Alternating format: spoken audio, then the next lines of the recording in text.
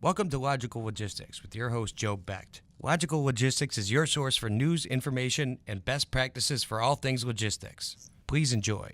Well, thanks for joining us today. Our guest is Dan March. And Dan, you have a new position with the WCA. You're the new CEO, correct? That's correct, indeed. All right. How did that come about? Well, my previous position within the industry was as managing editor of an industry publication called Air Cargo News, which was published in the UK, a long-standing 25-year running publication. And my previous background was in media and journalism. And during my time at Air Cargo News, we were mainly working on the airline and airport side, but our readership was mainly freight forwarders. And sometime in the early 2000s, we came across this new organization called WCA, which intrigued us that someone was putting together a very large group of freight forwarders around the world to act together and network together and create new business opportunities together. So we created, between the two companies, a couple of events to bring the freight forwarding community closer to their providers, such as airlines and airports and charter brokers, etc. During that time, I moved up in Air Cargo News to the point of being second in command of that organisation. And in 2010, I came to the end of my time with Air Cargo News. I'd served there for 6 or 7 years and was looking for a new opportunity. And WCA was an option that very much interested me. So I talked to the president, David Yoakum, and he was very keen for me to come on board. And I joined at that time in 2010. Initially with the remit to extend WCA's marketing portfolio, extend WCA's reach within the industry, and also to create a publication and materials for the industry, for the independent freight forwarding community as a whole, which we did by creating a publication called Voice of the Independent, which now has a circulation of 35,000 copies around the world. Wow. Of which 20,000 are hard copies and 13,000 are digital. Okay. So that was exciting for the forwarding community, independent forwarding community, because at last they had a platform that was dedicated to them alongside WCA that they'd never had before. In the last few years, I've moved on from the marketing side in WCA to work much more closely with David on the commercial side of WCA and the strategy going forward for WCA, especially on our event side, but also on the business and program side. Right. And in the middle of last year, David, who founded the company in 1998 and has a young family, was looking to relocate from Asia back to his original home in the US and begin to hand over some of the day-to-day responsibilities to a new CEO and a newly formed board of directors. And after some consideration, I was very privileged to be appointed as CEO of the organisation as from January the 1st this year. Well, congratulations. Yeah, it's very exciting. Yeah, very exciting. It's a fascinating background. So, to recap, you originally had a journalism background. Correct. And through this publication, you were you aligned with the WCA. We partnered with it on a number of events. Yeah. So what was that transition like from going from a journalism background into a grassroots organization that combines logistics, air freight forwarding companies? It was at times certainly challenging and a learning curve, but I think and you may agree, being a journalist gives you a very broad view of the industry. You end up talking to a lot of people. You get a good global insight as to what is happening in the industry. You build a lot of connections, and David himself, before starting WCA, came from outside the industry. He was actually involved in the automotive sector. So I think sometimes a mixture of people with deep-seated knowledge of the industry who have acted as freight forwarders, combined with some management who have come from a slightly different sector is good and healthy for a company. I fully agree there. I just through my limited experience on just this experience here in Chicago, hiring salespeople from different industries sometimes has an advantage as opposed to getting a salesperson already in the industry because of that wide array of different backgrounds and experiences. So I can see where you're coming from there. Indeed, Yeah. and launching the publication and interviewing over a few years hundreds of our members, you get a real insight view of their company, how they built their business, what their needs were, what their challenges were, and sometimes when you're working for a company in a certain position, you don't get the opportunity to talk to members from around the world about how they've built their business and what their strategy is going forward, which you can do as a journalist. So, yeah, there's certainly pros and cons, but I think for me it's been a natural move as I've slowly moved more into the commercial side of the business. I know it's fairly unusual for in medium-sized companies for journalists or editorial people to move into the commercial side, but I know a few notable cases where that has been a good success. So I hope I'm following in those footsteps to bring even greater success to WCA. I'm sure you will. I'm sure you will. Can you tell us a little bit about the WCA? Inform us what kind of organization it is. Yeah, sure. WCA, as I said, was formed in 1998 by the founder and now chairman David Yockham. He had a vision from his previous employment that networking smaller companies together brought real tangible advantages in a number of sectors, and through family connections, his brother already ran a freight forwarding organization. He could see from the outside that independent forwarders were very close to their customers within their market, but struggled a little bit in global expansion, finding partners around the world that could be trusted and they could work with and expand their customers' business. So his idea was to put together a network of trusted and quality agents around the world on a non-exclusive basis. So he wasn't going to tie the numbers or the number of companies per region or per member. As long as they were good companies, they were welcome to join WCA. And the thing really took off. He established it in Miami, as I said, in the late 1990s. And by the early 2000s, it was clear with the explosion in trade from Asia and especially China that he needed to move the headquarters of the organization closer to that market. So he moved to Asia a couple of years later to Bangkok to be closer, especially to the Chinese market. And that's when it really took off in numbers. He worked very hard traveling around the Asian companies and establishing relationships with the Chinese government and the Chinese Ministry of Commerce and the Chinese International Freight Forwarders Association, who we still have a very strong partnership with, and brought these companies together. And as soon as they found out they were doing better business, finding new partners, expanding their reach, expanding their portfolio, we had a real influx of new members just from word of mouth.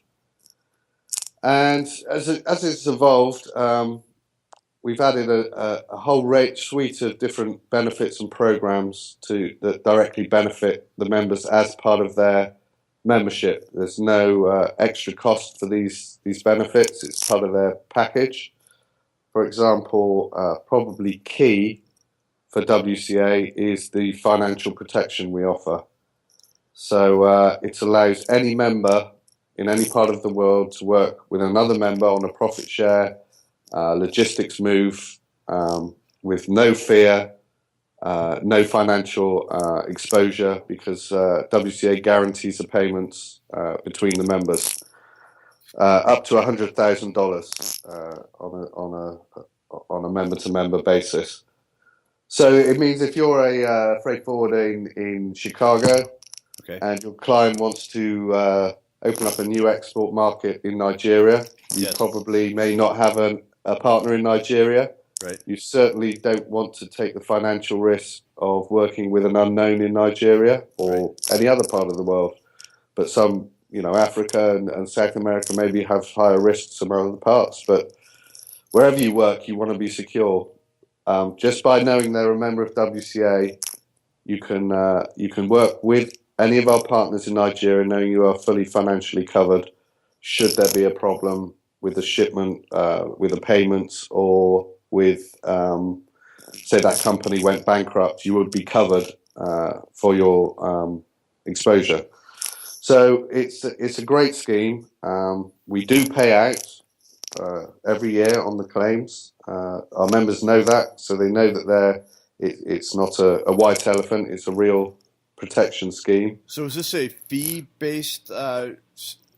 Yeah, Right. we have within WCA we have 6,000 freight forwarder member offices around the world. Okay. Which is 3,000 something companies, because some companies have 2 or 3 branch offices also registered, as well as their headquarters office. So each office pays individually. A head office will pay a certain fee, and branch offices, as a package, you pay a little bit less as a fee to be a member. Right. But yes, each single registered member office pays an annual fee to be a member of the WCA. All right. So part of that fee goes into it.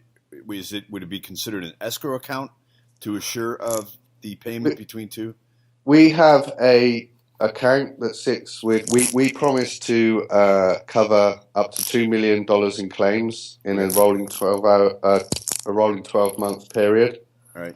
Luckily, we haven't approached yet anything quite to that level. Right. But we have $2 million sat in a WCA account that is entirely devoted to paying out any claims that are forthcoming from the membership. All right. So is there a certain name for this part? Yeah, we call it the Gold Medallion Financial Protection Program. Okay. And then associated with the Gold Medallion Program, when, as you probably know, with freight forwarding, quite often things are complex and there may be disputes between members. Right. We have a full customer service department. So when a member has a dispute with another member over a shipment, we arbitrate that dispute. We give the members our opinion. If one or other of the members don't agree with our opinion, we then escalate the dispute to a dispute resolution panel. So all of the evidence is presented to the dispute resolution panel. They will then judge on whether they think it's a 50-50 fault or one or other of the agents is at fault, and then the result, the dispute is settled, and the losing agent is obliged to pay the claim. Okay. If they refuse to, then they are terminated from WCA. But our arbitration process currently is running at a 98.1 success rate. So that's fantastic. we're very pleased. Yeah, what a great service to provide for forwarders, especially on a worldwide basis. Yeah, it really works well. It's taken, it took a few years trial and error to get it to the state where we thought this is really the best system we can possibly implement. The panel of judges are made up of, we have 12 very experienced peers, WCA members who are unknown. That they are each dispute resolution panel. The judges are unknown to any of the parties, including ourselves, including me. The only person who knows who's been allocated to that panel is our head of customer services. Of those 12 people, 3 allocated each case. Okay. And it will become a majority decision between those 3 once they've studied the evidence as to the rights and wrongs of any dispute, which is really useful for the members, because they know that WCA isn't judging any cases, but they know they're financially protected. It's very clear in our terms and conditions of membership how the process works, and it's been a great success. I can give you another couple of benefits that we've introduced. Please do. One is called Partner Pay. Okay. Obviously, with members around the world, they're paying many international bank transfers, wire transfers every day between their partners on the jobs they're doing. And 10 or so years ago, our members were saying to us, this is a real pain. Sometimes we're only making, $150 on this job as profit, and we're losing $30 of that in wire transfer fees. Right. So we created Partner Pay, which allows all members to pay each other for free. Basically, they have their own account within Partner Pay. It's governed by WCA, and they pay each other through Partner Pay instantaneously without any banking fees, and that saved some of our bigger members tens of thousands of dollars a year in banking fees. Wow. In fact, many members save more in banking fees than it costs them to be a member of WCA in the first place. That's fantastic. So it's a real, that's one example of a real financial benefit to members of being a member of WCA. And I think it's unique. I don't know that there's any other organisation in the industry that offers that service. That's great. What about the networking as far as... Yeah, the networking is crucial. I mean, we've set up 8 regional offices around the world. We currently have just over 150 staff at WCA. Right. The majority of our backroom team are based in our headquarters office in Bangkok, Thailand. Right. But we also have offices in Amsterdam, London, Mumbai, right. India, Shanghai, China, Accra in Ghana, Istanbul, Turkey, Miami, USA. So Miami, USA office covers both North and South America. Right. For member support and customer service. Amsterdam covers Europe. Mumbai covers Indian subcontinent. Right. Shanghai covers China. Thailand covers, Bangkok covers Asia. Accra, Ghana covers Africa. And Istanbul covers the Middle East and Near East and former CIS countries. So we have people who are very close to the members in each of these regions. Why that is important is our members come to us hundreds of times a day around the world asking for referrals, requests. For instance, again, you're a freight forwarder in Chicago and you need a partner in the UK that has excellent perishable cargo experience, or has cold storage facilities, or has experience in time critical shipments. Whatever it may be, you can come to our staff, and in each region they know the members intimately, so that we can recommend the correct partner for you to use that has those requisite skills or facilities that you need for that business that you have acquired. So that's very useful for our members to be able to come to our experienced staff for referrals and recommendations.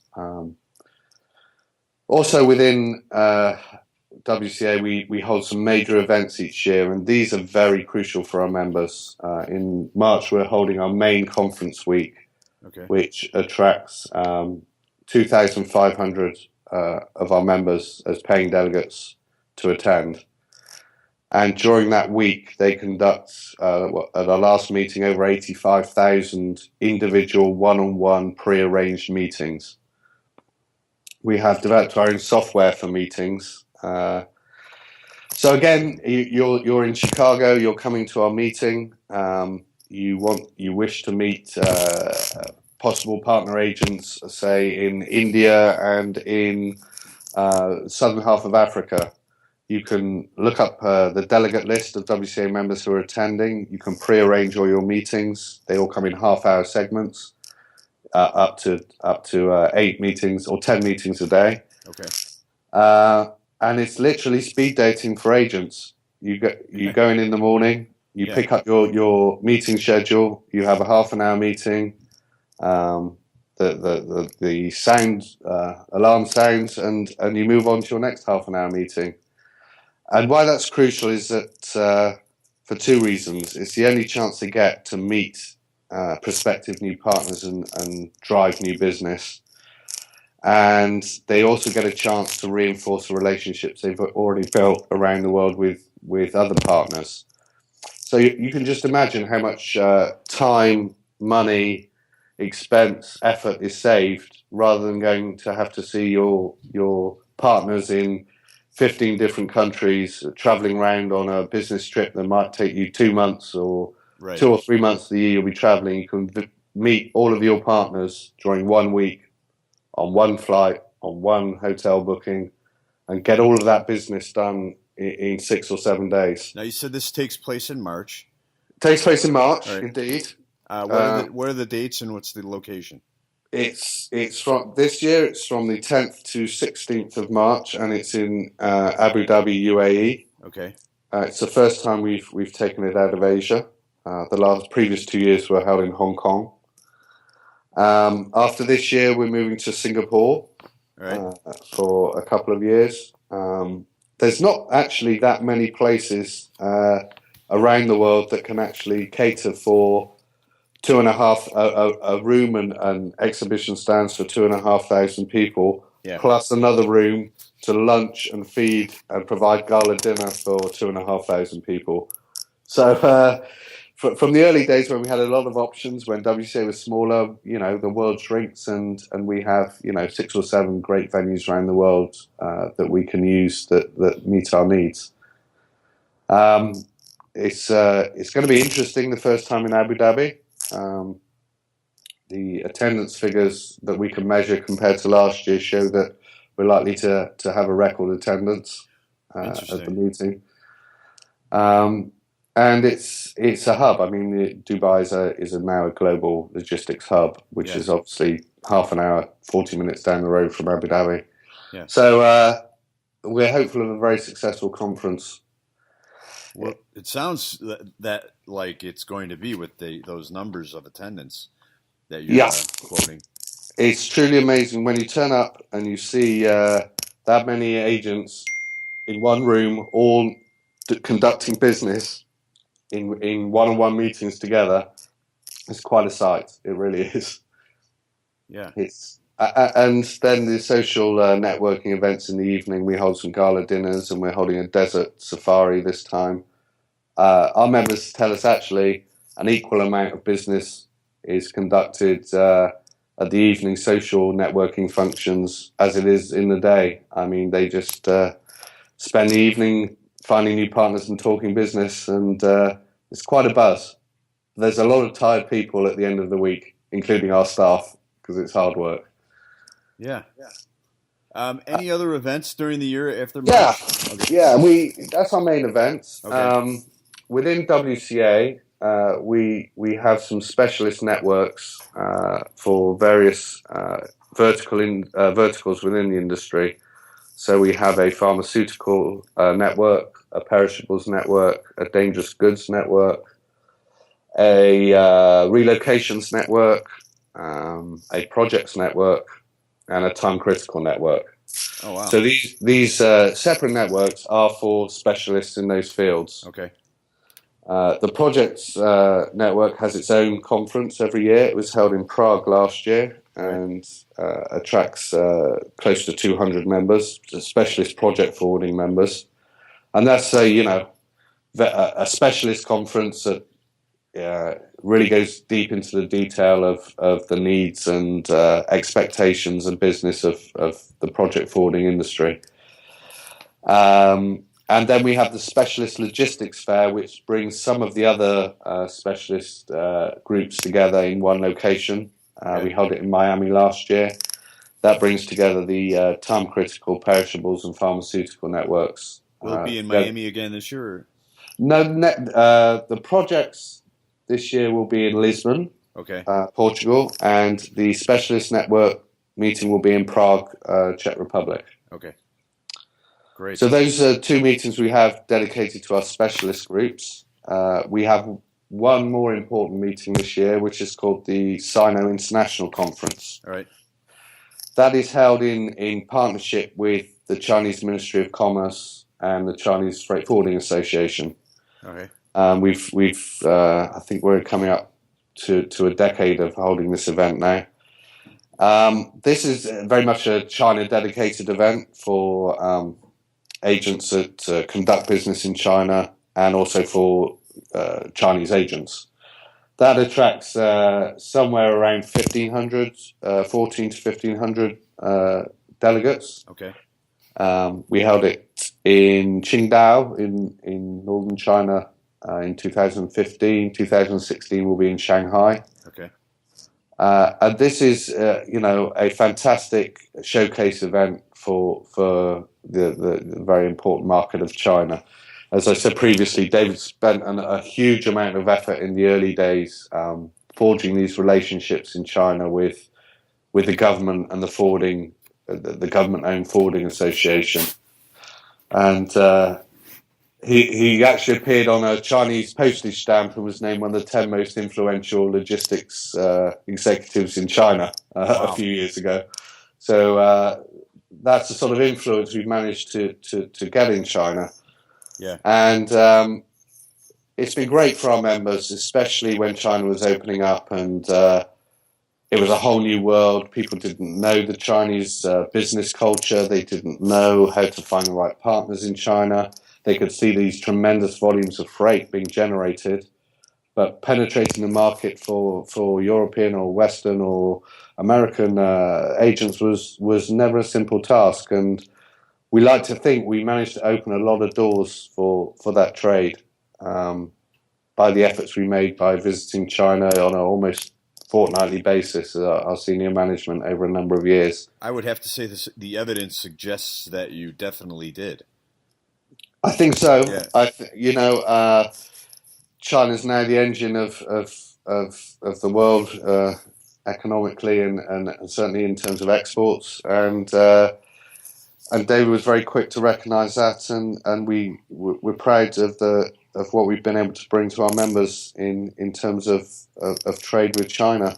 And that event has grown from strength to strength, and our relationship with the Chinese ministry is very strong, and it will remain a centerpiece of the year for many of our agents, the Sino conference.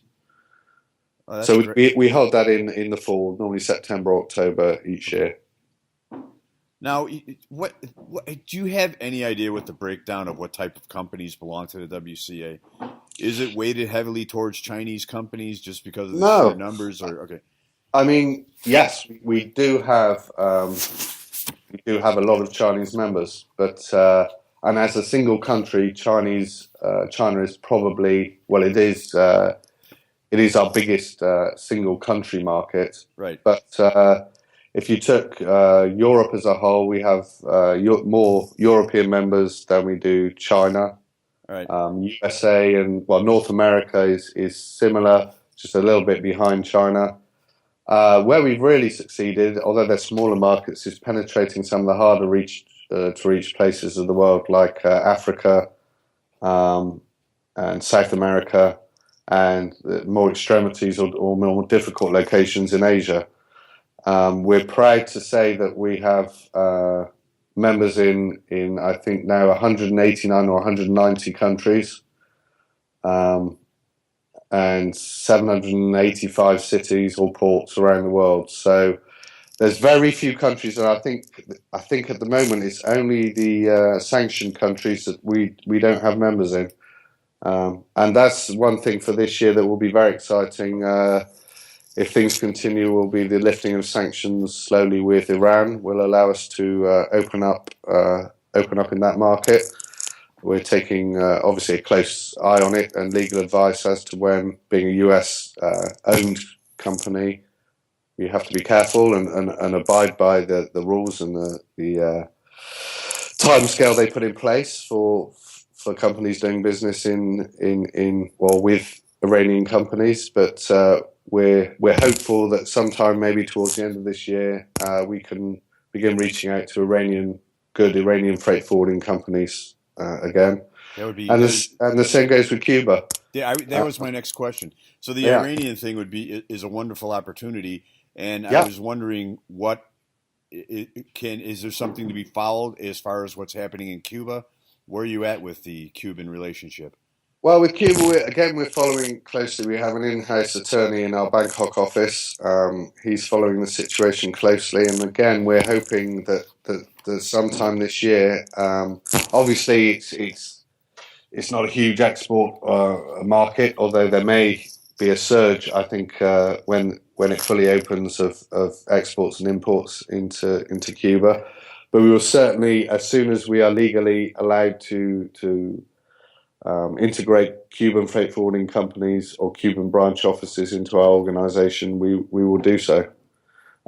It's again an exciting opportunity, and we want to fill those final few gaps where we're currently unable to take membership. I don't think North Korea is around the corner. I think that one may stay closed for a while, and also Syria. Although we do have we do have some members in the Lebanon who are doing tremendous work in Syria, bringing in aid, food, still operating, unbelievably still operating in cities like Damascus and some of the other cities in Syria, almost as a day-to-day business. But you speak to them and you say, their head, and they say, well, I was talking to my people in Syria who were bringing in food and so on this week.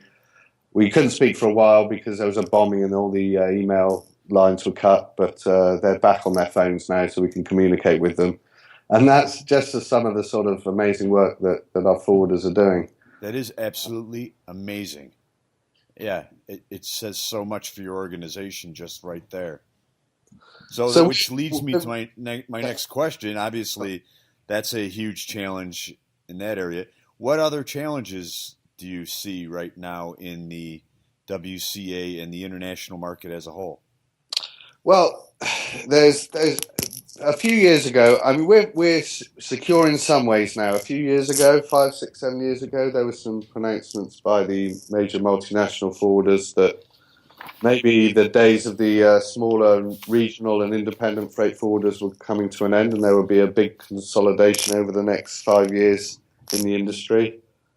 Luckily for us, partly because of the great work our members do, it's actually slightly been the reverse. The top 20 forwarders in the last 2 or 3 years, their market shares very slightly declined. So we're secure that the regional and local forwarder has a future.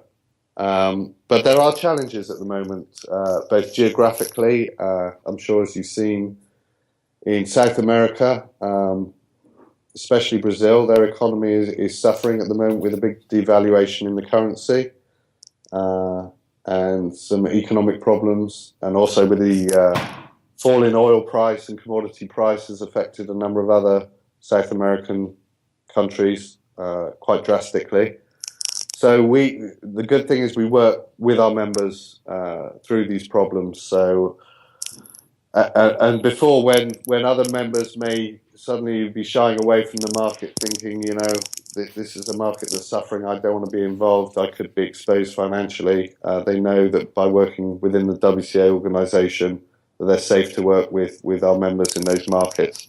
But we see an ongoing economic challenge in South America for the next year or 18 months at least. I don't think the Brazilian economy is at the point of turnaround yet.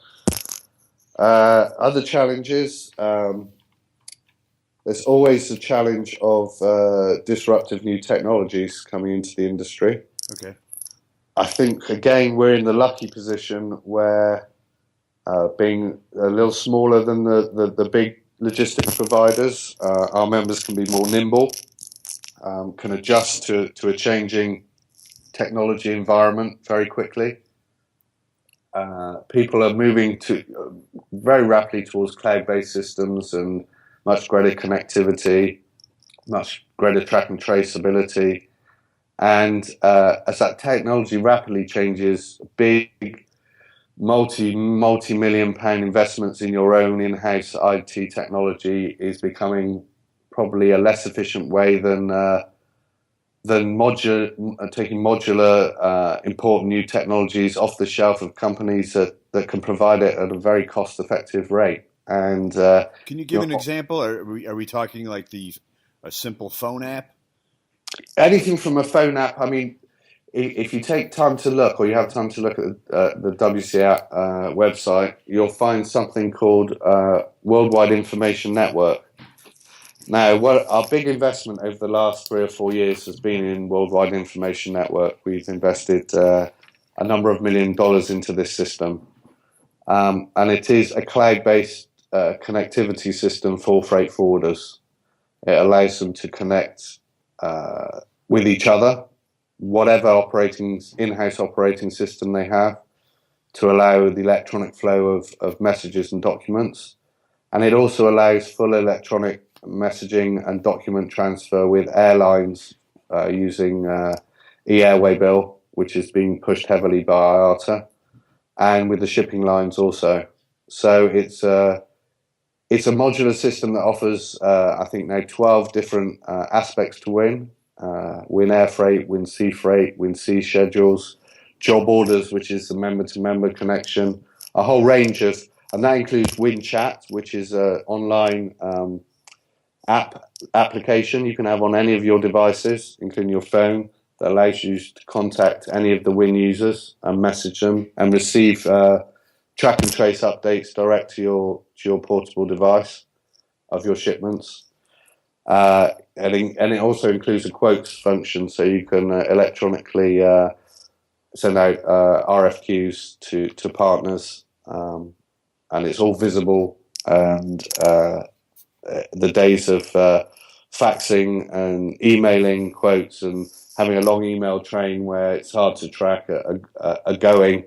You can see the entire history of a shipment through Win in one place. And this is part of WCA membership as well? This has been developed by WCA. Right. At the moment, we are rolling it out. Various modules of Win are free to WCA members. Okay. Because this is an amazing tool. It is an amazing tool. We finished the testing since September. The first test users have been using the e-airway bill system and the member-to-member system. And this year is going to be crucial, the rollout for us. All members will get access free at the beginning. If they like it, they'll get 500 airway bills free. If they like it, we're only going to charge $1 per master airway bill, for example, on the air freight side, going forward after that point. So it's very cost effective, considering you can save yourselves $10 to $12 of mandatory fees by airlines by producing electronic airway bills instead of the old paper ones. You know, a $1 cost for a $10 or $12 saving per airway bill is hopefully a no-brainer. So it's something we're very excited about. We've worked very hard on. And yeah, that's been our big investment. And we work with other software partners as well. Win is not a in-house cargo management system. It's a communications tool. Okay. So we work with many of the software providers that provide in-house cargo management software to our members, and many of those have integrated Win into their system as an add-on, so they can immediately start benefiting from the cost savings of Win without having to go through their own integration process with Win. So it's very exciting for us. It's a way forward. Technology is always scary, and disruptive technology is scary within any industry. We've all seen what it's done to taxi drivers in the form of Uber, and yes, and letting agencies and hotels in terms of Airbnb. I mean, I believe that they are now the biggest transport companies and accommodation companies in the world, and they don't own a single property and they don't own a single car. Exactly. So it's they're really technology companies. Yes. So there's certainly plenty of very clever people in Silicon Valley and other IT development centers around the world that are certainly looking at logistics and think there's room for some big technological improvements. And we hope we're at the forefront of this for our members. Oh, that's fantastic. Do you have any data? How was 2015 as far as international shipping in the WCA? And do you have any projections for this year? We don't actually carry volume or revenue data on how much our members are moving. We strictly provide the services, and we don't want to pry into the intricacies of their business. The only way we can measure how well our members are doing is on the amount of claims and any bankruptcies we see. And we're aware, obviously, of the size of our members and approximate volumes and size of business they have. What we're seeing is there's our growth in China has tempered a little. Right. And I think our members would say that the days of GDP growth of 12, 13% in China are probably over. Right. But we sort of tend to disagree a little bit with the very gloomy prospects some people are portraying on China, that it's in trouble and it's not going to be the force it was. It certainly is. I mean, it's still growing at a rate that most Western countries would be jealous of, and it's just not growing at the extraordinary rate it was. And the commodities are changing, which is good for the industry, because imports, we predict over the next 10 years, will increase to help balance out the imbalance of flows. Obviously, China until now has been very dominated by exports, and imports have been far less important, especially on the air side. We can see that balance slowly shifting, which is good for the industry, that imports into China will continue to increase as the middle class continues to grow in China. One other very interesting thing that we have picked up is there's been a noticeable increase in trade in the countries surrounding China. There's definitely some of the very low-cost manufacturing moved or has begun to move out of China and into Vietnam and some of the other surrounding countries, low-cost countries. We expect Vietnam to have a great few years in terms of export growth. Certainly, the interest in our members in the Vietnam market is high. So we expect that to be certainly a growth area in the next 2 or 3 years. Europe, for us, seems to be fairly static. One nice aside in Europe was when the Greeks fell into a big crisis earlier in 2015, and their banking was all shut down. If you were a forwarder in Greece with a Greek bank, you were unable to trade or do business because your bank account was shut down. Luckily for our members using Partner Pay, they could carry on trading. So that was a big plus for our Greek members, that they had access to their liquidity, they could carry on trading, they could carry on paying and receiving money. And that probably helped at least a couple of our Greek members survive. And we remained very close to all our Greek members during the crisis to see what we could do to help them out. So I think we had some very nice messages of gratitude from our Greek members after the banking restrictions began to be eased, that we'd sort of saved some of their bacon in terms of carrying on trading. Wow! But Europe generally has been fairly flat. There's been no collapse in trade in any nation that we've seen. Obviously, Greece has been suffering, but the big nations, Germany, a little slowdown in 2015. UK's been quite good, quite buoyant. Italy has picked up a little bit, and so has Spain. But no great growth in 2015. And how about the United States? US has been good. Okay. It's probably been the strongest of the highly developed Western countries. We've certainly seen growth. The port strikes on the West Coast this time last year or into early 2015 didn't help the situation. But as soon as those problems were lifted, volumes have done well throughout the year in the US. All right. Wow, that just speaks volumes. The example of Greece speaks more volumes for your organization. So once again, we're talking to Dan March, new CEO of the WCA, correct? Correct. All right. I'd like to thank you for joining Logical Logistics today. To end up our conversation, I like to ask a question to all of my guests. What does the term logistics mean to you? Well, logistics for me is an all-encompassing term. We are moving from an industry where we have very separate components of carriers, whether they be air or ocean carriers, or surface providers such as truckers, the forwarders in their own little kingdom, the shippers in their own world, the consignees in their own world, the handlers in their own world. Logistics for me, going forward, means connectivity.